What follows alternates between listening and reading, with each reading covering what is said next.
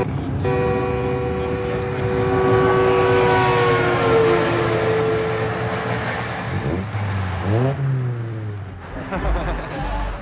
love this. That's what it's all about, you know? And you come back and do this all night, you know? So it's kind of good. It's fun. It's fun. What is it that you do?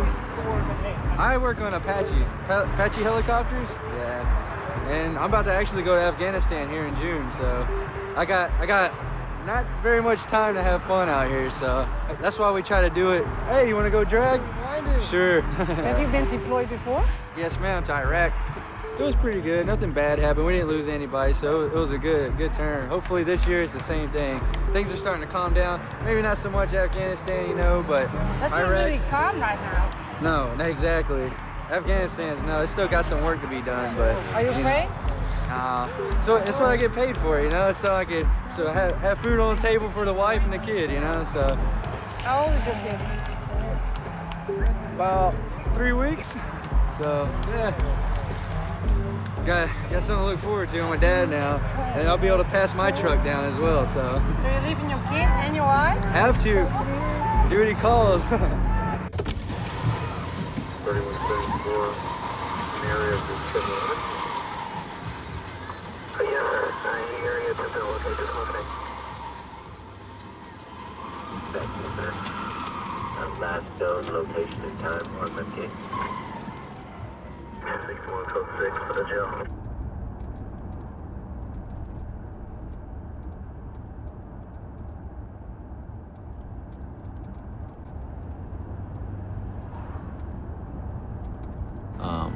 We got about 15 or 20 911 phone calls, all within just a minute or two of each other. There's a gunfight, and there's this huge gun battle taking place in the courtyard between all the buildings where there's kids and there's people, and of course, you know, lots and lots of folks live there, and this was still in the middle of the daytime, like almost lunchtime. And when we found him, he was obviously taking a lot of medication, and he had a little bit of alcohol. This guy had come back from being in Iraq. He had an assault rifle, and he said that he just needed to hear. He was stressed, and in order to relax, he just needed to hear the sound of gunfire. My first tour was a lot of kicking down doors, you know, going house to house. You know, it's fun. Kick down a door and everyone's scared, and I don't know, it's exciting. Definitely fun.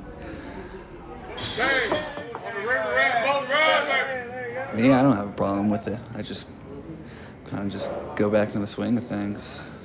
But I think alcohol helps. I just drink a lot now. But if someone says something to me, like a bar or something, I may get in more fights than I used to, but that's about it.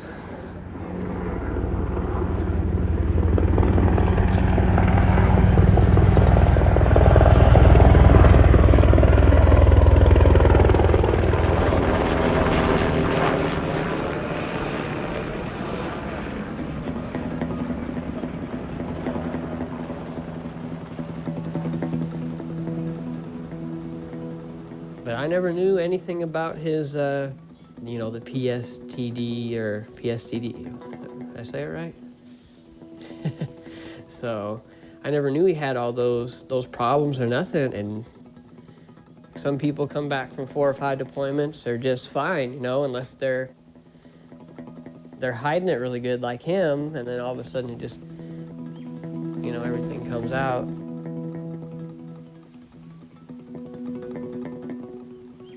It was probably about 4 o'clock in the afternoon. I came home, and it's like his truck was in the driveway, parked all crooked and crazy and everything. It's like, oh, maybe he went out last night or something. I come in and unlock the door, and you usually just lock the bottom one. And it's like, oh, the top one's locked too. Unlock it, walk in through the door, and it happened right here. I walk in,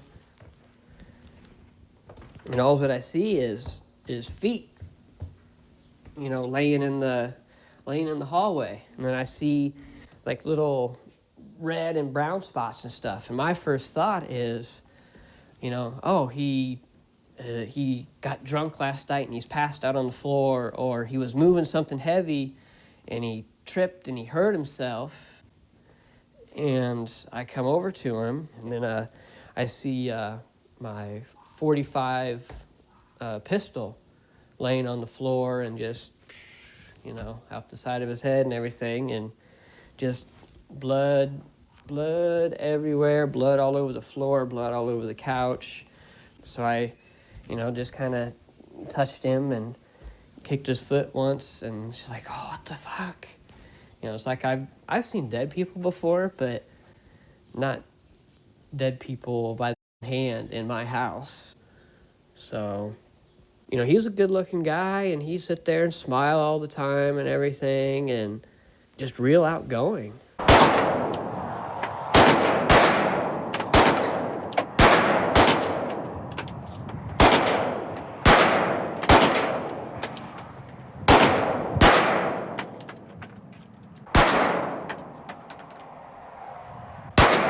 Dirty ammo. I know, man. I got some in the face.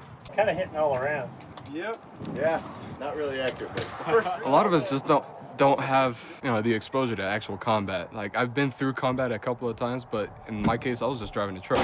So I just kind of hunkered down and pushed the gas pedal. So I've never actually shot in war. A lot of us don't. But we like to, they expose us as soon as we get to basic training, they give us all kinds of different weapons to shoot, and it's a lot of fun. This is fun. Shooting in war is not fun. Yeah. It's something you have to do to stay alive, you know, to win the war, win the battle. Here it's just fun. Yes. You're not shooting at a person. So just a You're silhouette, shooting it's at just a targets piece here. of paper. So it's different. But they're shaped as persons. Mm-hmm. Well, it is, but it's not, you know, it's not the same our thing. fault that the targets are shaped that way. There's a soldier's creed. It says, I am an American soldier. I'm a warrior and a member of a team. I serve the people of the United States and live the Army values. I will always place the mission first. I will never accept defeat. I will never quit. I will never leave a fallen comrade. I am disciplined, physically and mentally tough. Trained proficient in my warrior tasks and drills. I'll always maintain my arms, my equipment, and myself. Here. I stand ready to deploy, engage, and destroy the enemies of the United States of America in close combat. I'm a guardian of freedom and the American way of life. I am an American soldier. Do you need to know that by heart? By heart. I have freedom. It's called an ambiogram. It means it says it this way and also that way. I have death before dishonor, the shotgun M203, because I would rather die before I dishonor my Really? country. Yeah. Like, really? Really. Like really. What do you like about your country so much? It's the best country in the world. It's gotta be. Look at it. Welcome to Fort Hood Spotlight, keeping you in touch with what's happening on the world's largest military installation, Fort Hood, Texas. Three Corps returning to Fort Hood in February after spending the past year in Iraq. During a recent press conference, Three Corps Commander Lieutenant General Bob Coe told us Fort Hood soldiers... There were 7 confirmed in 2003, 5 in 2004, 9 in 2005, 3 in 2006, 6 in 2007, 14 in 2008, and 11 in 2009. So 1, 2, 3, 4, 5, 6, 7, 8, 9, 10, 11, 12, 13, 14, 15, 16, 17, 18. 19 confirmed Fort Hood in 2010. I guess I should say the number of soldiers assigned to Fort Hood, because these happened on and off post. The soldier killed in Temple, one of the neighboring towns, in a public restaurant. And, you know, this guy was in a park in Round Rock, a town near Austin, next to a school. I mean, obviously they all have issues that they couldn't get help for or they didn't seek help for.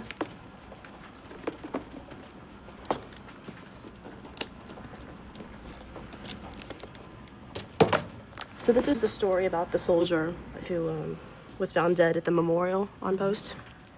But was that a big thing here? Where he did it, yes. That's the first time that someone has taken their life or reportedly taken their life a place like that on post.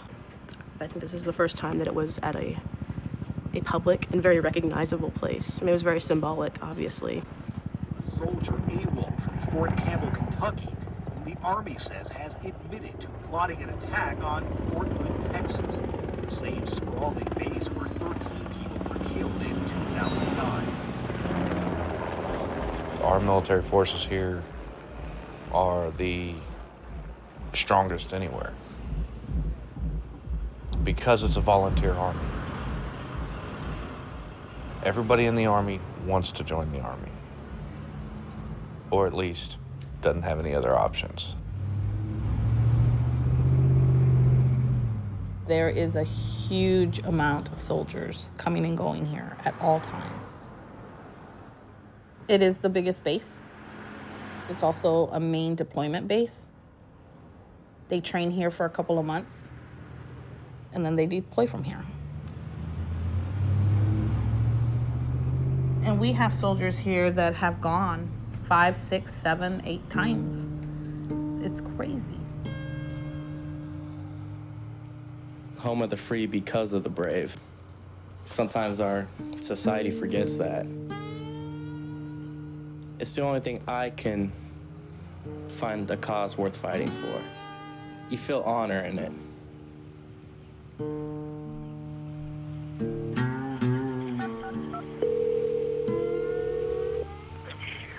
Top 911, what is your emergency? I got shot in the men's bathroom here at Subway. The 440, upper old 440. The subway on Old 440? Yes, ma'am. Okay, he shot him in the bathroom? He shot him in the bathroom. The bullet in the can, he's laying on the floor. He's moving a little bit. He is moving? Is he conscious? Is he able to speak to you? He's not. This is 911 on the phone. He's moving around a little. But he's not conscious. Okay, but he is breathing, correct? Blood everywhere. He is breathing? Yes, ma'am. Okay, there is blood everywhere? Yes, ma'am. There's a lot of blood coming out. You gotta hurry. Yes, we have gotten a call on it. They are on their way, okay? So you don't know where he shot him at? He shot him in the head. In the head? Okay. And the gun is sitting on the floor. Did he arrive at the subway by himself, do you know? Yes, ma'am. As far as I know he came through the line. He just walked in the door and said, "Where's your bathroom?"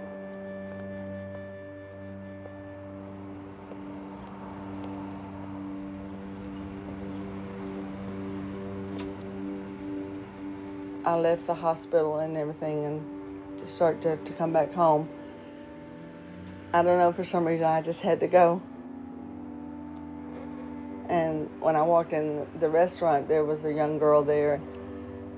And I just asked the girl, I said, "Hon," I said, "I need to know, did a soldier commit here?" And she goes, "Well, I can't say anything." And I just looked at her and I said, "Hon, I'm the mother of that soldier. And I want you to thank you for what aid that y'all did." And I said, "But he didn't survive." And she started crying. "I love you, Mom. I'm so sorry. I hope you and the family and God can forgive me." That's what he sent. That was it. And he had sent that to me at 5:43 on the 6th. And they said at 10 minutes after 6 is when he shot.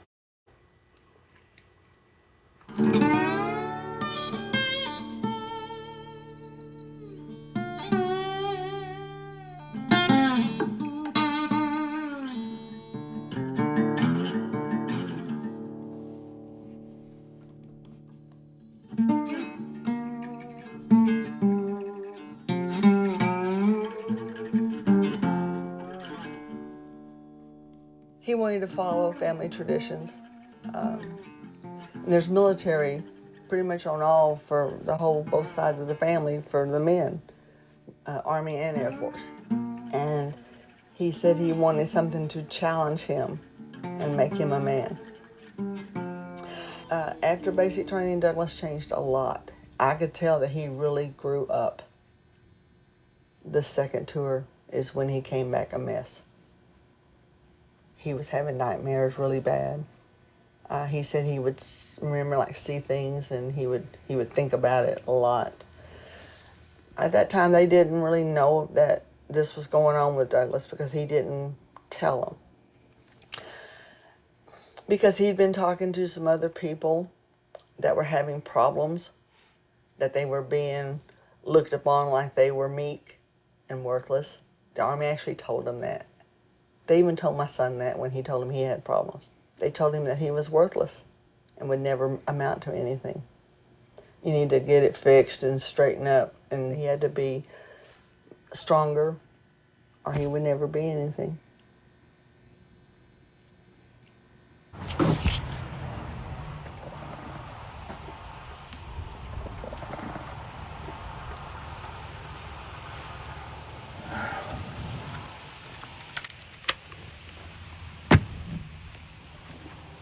I love my country, I do. To be patriotic is to love your country more than yourself. Not many people think of it in terms like that, but if you join the military for any other reason than that, you're probably not gonna have a good day. So,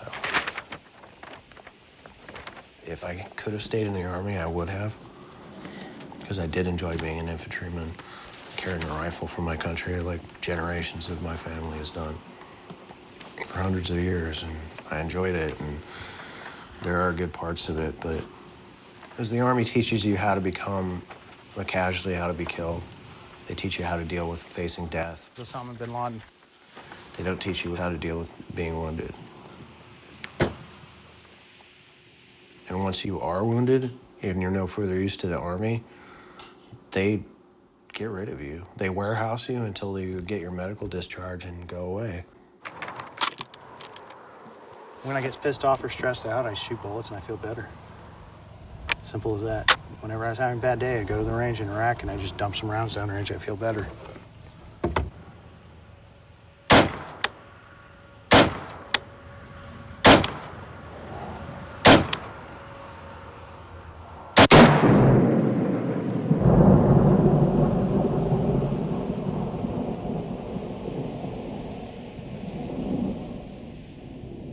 It's steel. It's a piece of shrapnel that they dug out of my spine. It's a piece of the bomb. The bomb was, I'm sorry, I'm all over the place. A pipe, basically a huge pipe bomb made with homemade explosives. So it wasn't like a mortar or an artillery round or anything. It was entirely homemade. And the Iraqi police helped put the bomb in place. So I don't want to get into the details of what happened in the attack because it's just too much. What do you mean? Like the things I saw and, well, because what? it's not so much the nature of the attack and the aftermath, it's the reasoning behind making us vulnerable so that we were attacked in the first place. That's what bothers me so much. It's just so stupid.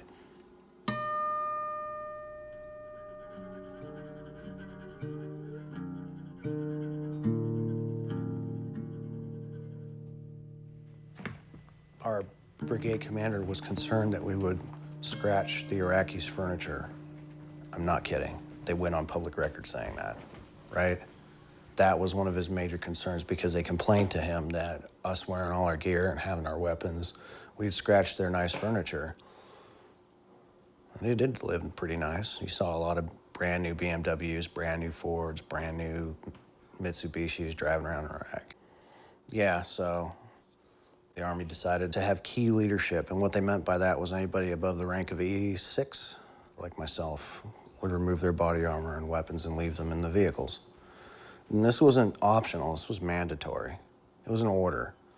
And what does it mean to take your body armor off? What are you left with? Swinging dick? I don't know. Not much. Your confidence, and maybe if you put extra starch in your uniform, that's about it. We're talking about scratch furniture and poor little Iraqis hurt fucking feelings. I don't care. I don't care. If it's a choice between my safety and making Iraqis feel comfortable, I'm gonna choose my safety every goddamn time. Sorry, if that's not politically correct or whatever, I don't care. This is Ambien for sleeping. Muscle relaxer, Flexeril. My muscles twitch. When they get aggravated, which is basically all the time, what's left of my back twitches, and that doesn't feel good, so I take this. I have a prescription for a low-grade dosage of Zoloft, and that keeps me from getting too... I still am able to feel things emotionally, but it doesn't get out of control, so it's just enough to help me get through day to day.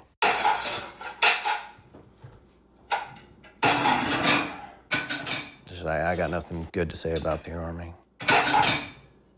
We're product. They literally use that word in official documents. Product. I'm not a cheeseburger. I'm not a pack of cigarettes.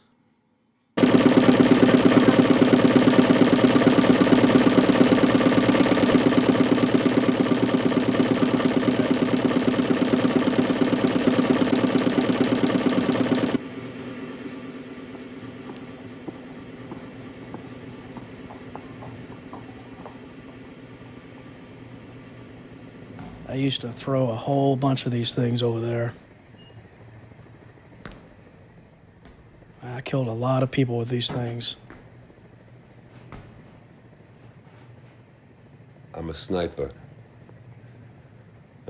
Our job is to eliminate threats before other people move in. So the building was supposed to be empty. We got there, and I saw this woman with her kid. I wish I didn't see them. Commanding officer says to me, take the shot. And then I took the shot. I killed the mother and her kid. I want to be a father. I think about it at night when the booze wears off. Am I worthy of being a father? I just shot a mother and a kid.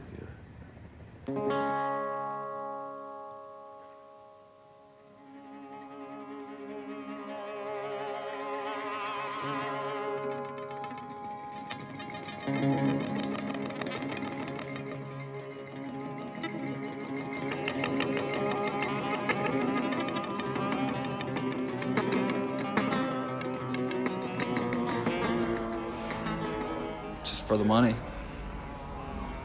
Tax-free. Come home with like $35,000, which is not that much, but depends if it's worth it if you come home alive and with limbs. We have seen the beginning of the Iraqi war.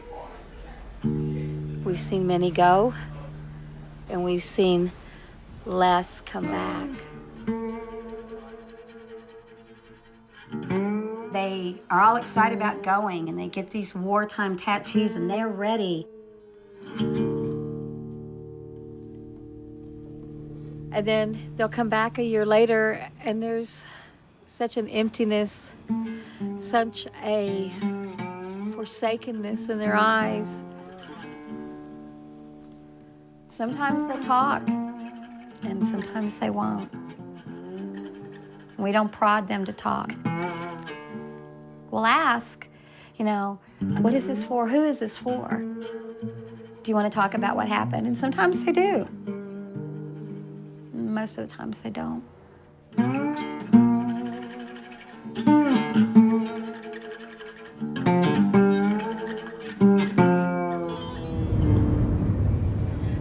I never wanted to come to Killeen. I just saw it and I thought, God, what a sad little town. I see soldiers and I get sad. I see a group of women at Starbucks and I get sad. Because I know what they're gonna go through or what they're going through. There's a quote that's my favorite quote, and it says, in war there are no unwounded soldiers. Everybody's affected. And they're just in different degrees. And I work with soldiers, so I know. So this is Under the Hood Cafe. It's always been an anti-war coffee house. I am anti-war. My politics are pretty to the left. People have called me a traitor. Protesters are evil. especially in a town like Killeen where the brass has a very strong hand. They're moving my chairs around. Cowboy. I decided to make it more like a house because a lot of the soldiers need human contact. And so this is somewhere they could come and feel at home. Bar said, I'm gonna stick my penis in that thing.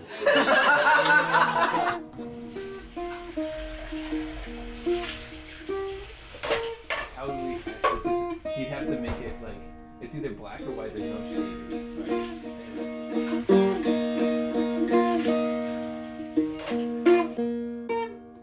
I joined because I had problems at home. My mother had just been admitted to a psychiatric ward, and I was 16.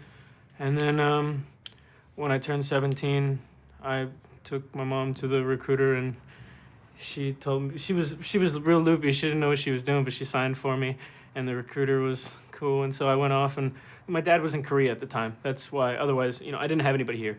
I'm a military brat, so all my extended relatives are halfway across the United States. And the only reason why I'm here is because my dad was in the Army, and and then he went to Korea. I'm here with my mom. My mom goes crazy. I have nothing but the Army as an option.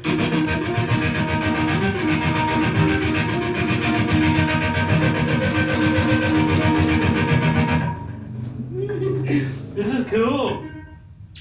I knew I was going to go to Iraq when I joined. There was no, I'm not gonna lie to myself. I hadn't expected to lose a bit of my mind myself, It was constant, it was so far removed from reality, and it was such a bombardment for me, my young mind or whatever. I came home and I couldn't get back in sync with anything, Living a normal life and worrying about parking tickets and, bills and these things. And I thought if I went back to Iraq, I could get away for a year. So I volunteered for my second deployment.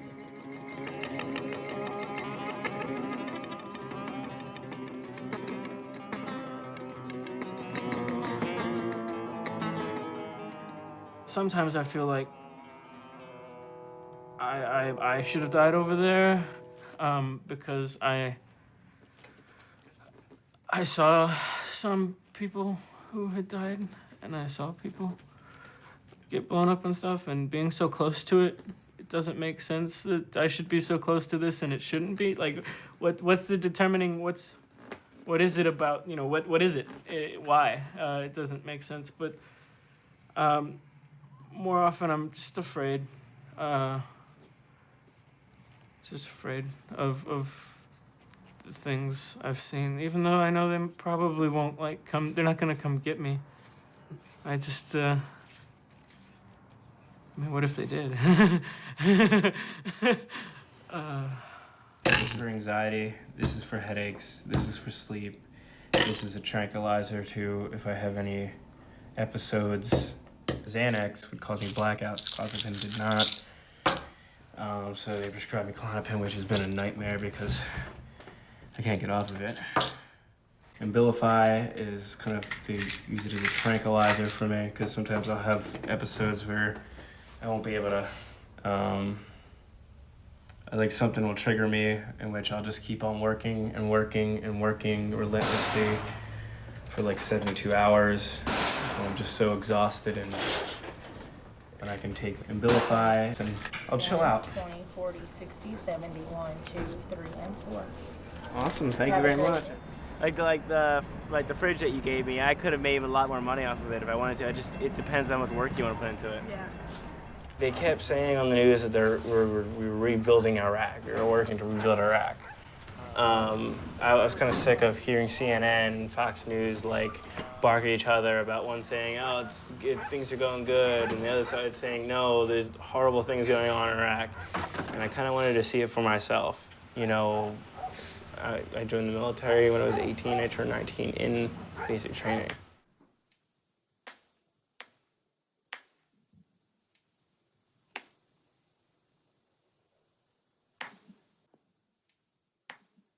Halfway through my tour, I told my unit that I wasn't willing to kill any human beings. My sergeant major said that Ask him this one question. Are you willing to do your job? If I was to say no, it would have been like, oh, this guy's being insubordinate, throw him in jail. You know what I mean? So, like, I came to the conclusion, like, they're basically enslaving me here. I have to say yes. You know, I'm actually walking through town with a rifle, but instead I'm using my camera. I do that real quick. Oh, this is one of the girls. That it's her town. One bullet, they don't know where it went, but the other bullet hit a little girl in the shoulder. And she ended up dying from that shoulder injury. It was the last, like, bit of happiness I had. I was to a breaking point. I was, you know, near. Yeah. And during that period, they sent me to a chaplain. I sat and talked to a chaplain for about 2 hours, and he tried to basically convince me that killing's okay. If you're in that situation where you're having that struggle, you're going on that struggle alone. Yeah, and what am I gonna call my mom and tell her that I'm struggling with that stuff? I was gonna be bawling her eyes out. You know what I mean? Like, who am I gonna talk to about it? You know what I mean? Just block that out right there.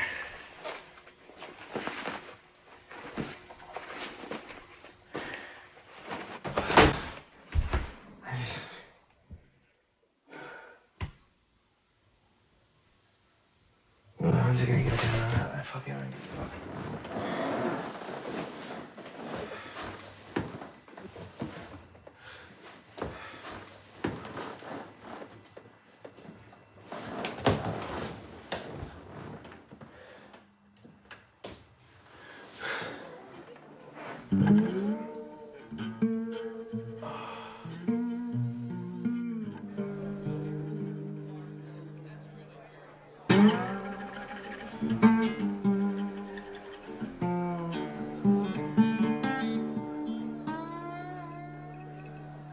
I just had my first son last December, and she went to emergency C-section and panicked. She was real frightful, but I was completely calm.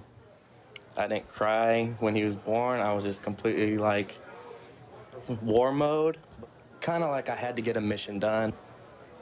Maybe I should have cried. My dad told me I would, but my dad hasn't seen the things I have. I've seen a lot of death. And from all the combat I've seen and soldiers that I've lost, over time, it gets easier.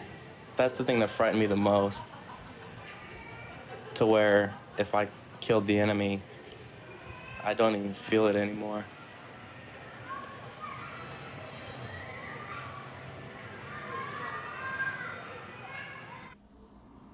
It's hard, but I am happy that I get to be an Army wife because not a lot of people get to do it. It's definitely a privilege and an honor being married to someone who serves the country, so.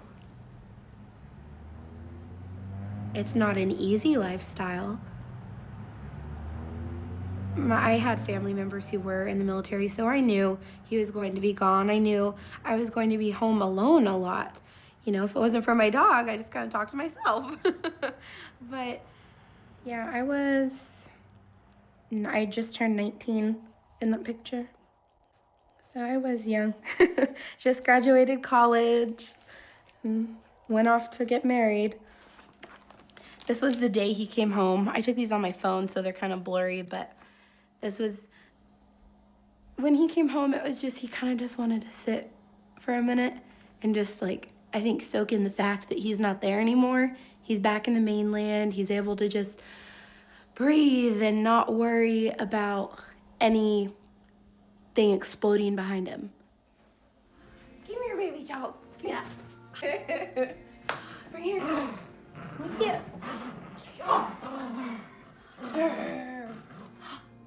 Ready? This is a wreath that I made when my husband came home from deployment. The material that you see here is what they call ACUs from their uniforms. These were actually his pants, and he wore them in Iraq. So when he came home, I just thought it was kind of symbolic just to make this wreath, you know, to show he made it home. So the next time he comes home from another deployment, I want to make another one.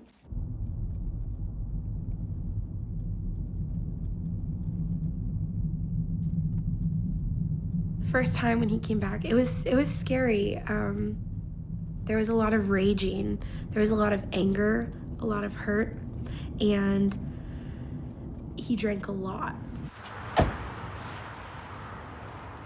My husband used to be one of those people with thoughts, you know.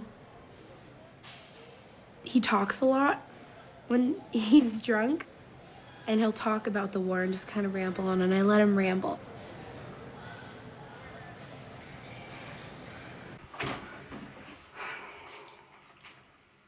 Do you need help with anything? Do you need help with anything? Hmm? You don't know? Yeah, tell me what you want me. Yes. Is this too tight or no? Is that okay? It's fine. He leaves again this summer, and that'll be his second deployment. And he's gone for anywhere from 12 to 15 months at a time. Did you ever talk to Captain Lovelace and make your dentist appointment? No. You need to do that before you leave. No. We know for sure he's going to Iraq. Do you have plans for lunch? That can change at any minute. He can go to Afghanistan. I'm kind of hoping he stays in Iraq. It's safer. It's somewhat safer. He moves slower than anyone I know.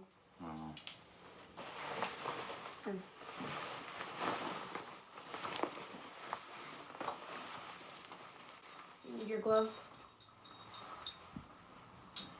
What? Do you need your gloves? No. Not those. Do you have your beret? Yes. Well, when you're done, you can stop being rude. Just getting dressed still.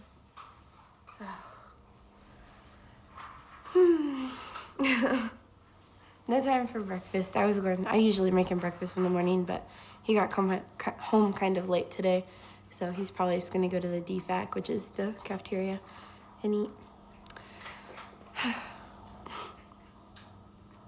It's hard sometimes. Mornings like this. I'm sorry.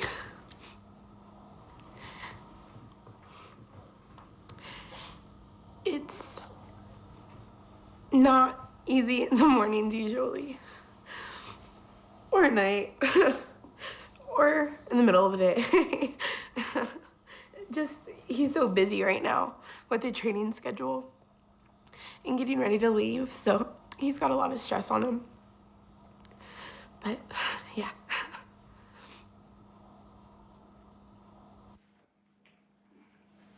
Shaving cream all over your face. I want a baby before he deploys because if something were to happen, God forbid, I would have that part of him here with me. Okay, what else?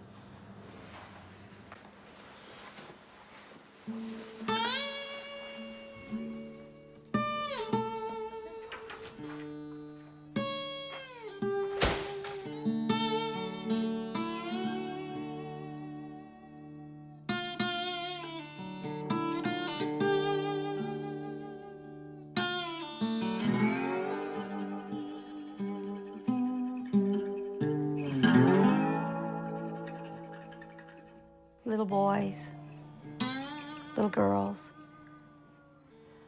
Confusion, some with direction, normal teenage youth thing. See, I get all weepy thinking about them. I see young people trying to find their way in a very wicked world.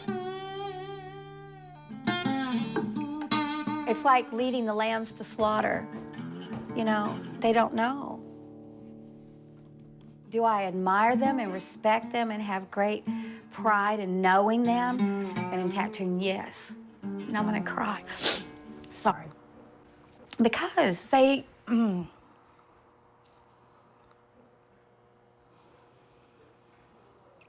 They have extremely good intentions in defending freedom, honor, respect, generations that America was founded on. But I think that maybe they're slightly deceived. So it's hard. For me, it's hard as a mother, you know, because I think they're all my kids. The hands are amazing. How do you prepare for war? I don't know. I don't know. I don't know how you prepare for that.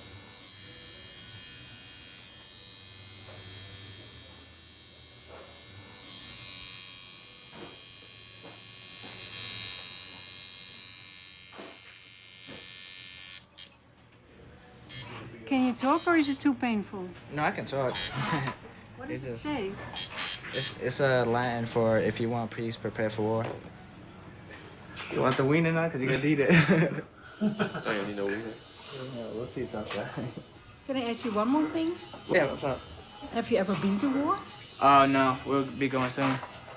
Yeah. We'll be there. All right, Killeen, go get him. You just went through war.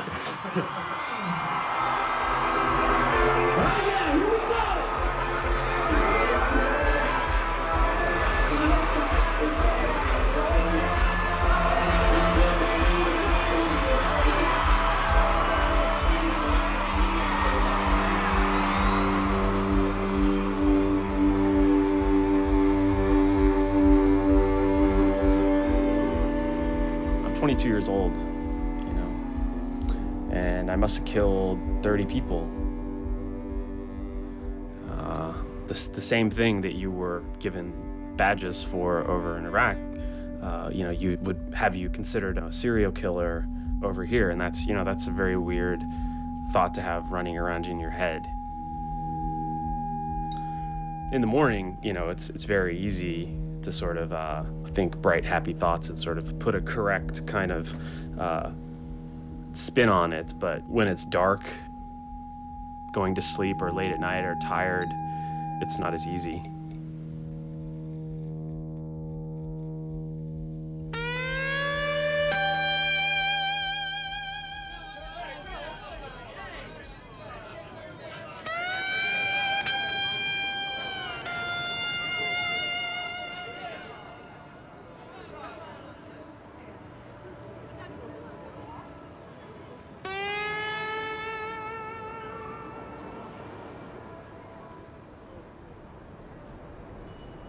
I won't go more than 3 minutes without thinking about Iraq. It's always there. You hear the roadside bombs?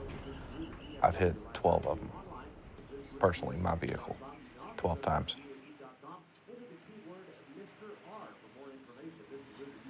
When an IED goes off, you react in ways you think are right at the moment. And when it hit our vehicle, I could have swore I heard my gunner start firing, which to me means he had a target.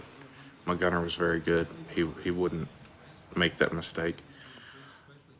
And I jumped out of the vehicle and I shot 3 people before any of them realized what was going on. And they started running from us, and I shot, I think, 2 more before my driver grabbed me. And he said, "What the fuck are you doing?" And that snapped me out of it, and I realized that I was just shooting at people because they were there.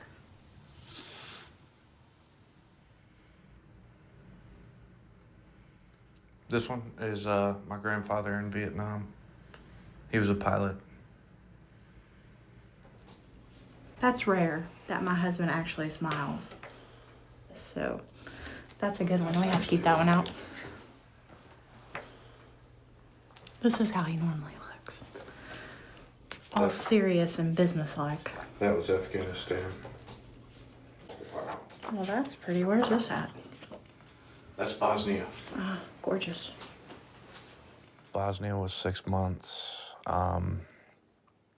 My first trip to Iraq was only 6 months, so that's a year. My second trip to Iraq was a year. My trip to Afghanistan was a year. My last trip was 15 months. Oh, this was Afghanistan. I was coming back from Afghanistan. And me and my oldest boy, who is now 10, talking to mom or somebody. I'm very proud that I have been in the military. I'm proud that I've been to war. But, however, good people do get hurt. And I've hurt good people. And there's a reason I'm getting out of the Army, retired out. That's the reason? I have chronic PTSD, post-traumatic stress disorder. To be honest with you, I just got out of a mental institution a couple weeks ago. Yeah. I was there for 30 days to help me with my PTSD. And it's from the stuff I've gone through, the stuff I've done in Iraq. How serious does it have to be before you go to a mental institution? Pretty serious. All the people in that place with me, they were all military. Everybody else there except me had tried to kill. I was getting ready to go kill other people. What do you mean, get ready? I was about to get in my car and drive out and start killing people. Instead, I grabbed my wife and we drove out to the hospital. How do you know you're getting ready to kill people? Because the thoughts just kept going through my mind and I was making my plan. What plan? At the time, I had a problem with people being happy because I'm not happy most of the time. So I was gonna drive down the road here and find the first person I saw that looked happy, and I was gonna start with them. I was either gonna shoot him, but I doubt that. I probably would have just beat him to death.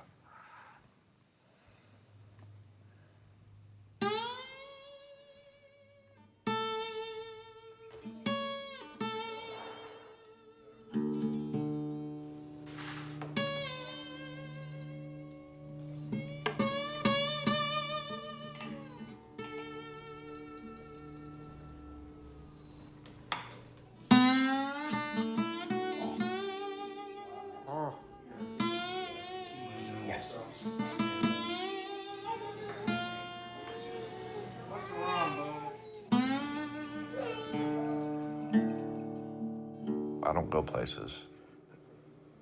We kind of stick to this house or our family. That's it. Can't go to unfamiliar buildings. The church is one place I don't feel I have any symptoms. I'm completely comfortable at church. Now, do I still have my gun on me? Yeah, I do. In church? Mm-hmm. Because a radical person, where they're likely to strike? Well, the most vulnerable target, which would be a church, because who would have any kind of protection in a church? Nobody but me.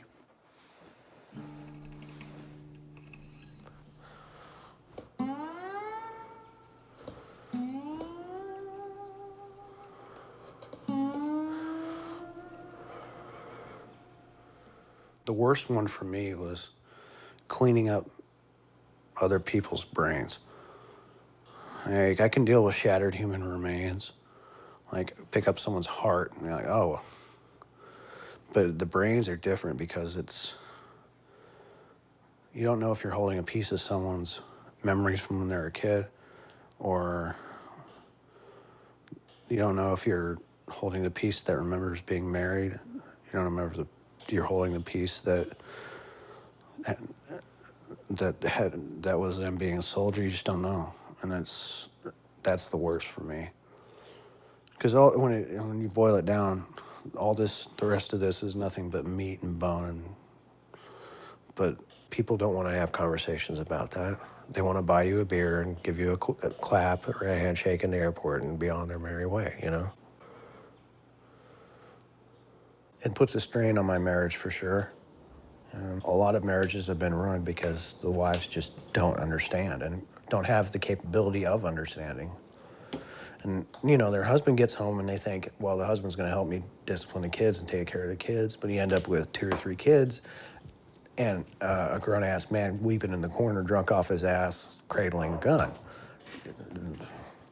No one teaches anybody how to deal with that, you know? And it also gets back to in the military, it's the John Wayne mentality of you don't show emotion. You're not allowed to admit that you're sad or upset or anything ever. It's not manly.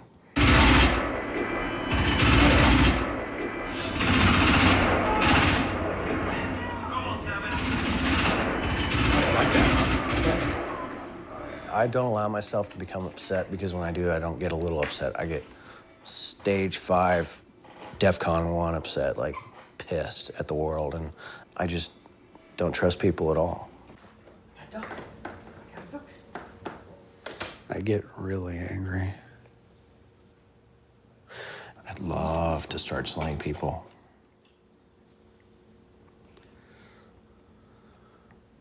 Would I do that? No. Am I tempted? Yeah. The temptation's there. Oh, yeah.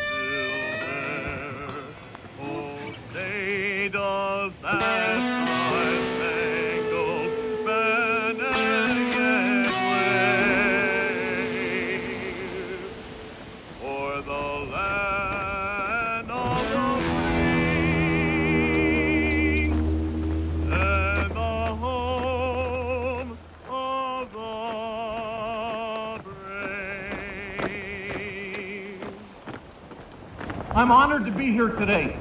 Today in the presence of so many heroes to our nation and those of you that work to ensure that they are not forgotten. Today is about remembrance for those who have sacrificed so much to ensure our freedoms and way of life. Their service to our nation has made the world a safer place and allows every citizen of this great nation the opportunity to enjoy the fruits of selfless sacrifices. I can think of nothing more honorable than serving your nation. Our military and their families have provided a blanket of freedom that no other nation can parallel. Since the birth of this nation, our military service members have defended the future of freedom at places many have only known as historical markers. Bunker Hill and Yorktown, Gettysburg and Antietam, the trenches of France, Guadalcanal and Normandy, the Korean Peninsula, Vietnam, Kuwait, Afghanistan, and Iraq. And because of the bravery and sacrifices of the heroes we honor and remember today, freedom still reigns.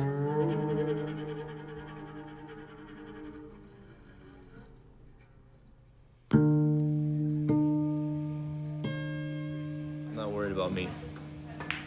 When I'm over there, I'm not going to be thinking what might happen after. I don't care, like, what the aftermath is, so. After will come after. That's why it's called After.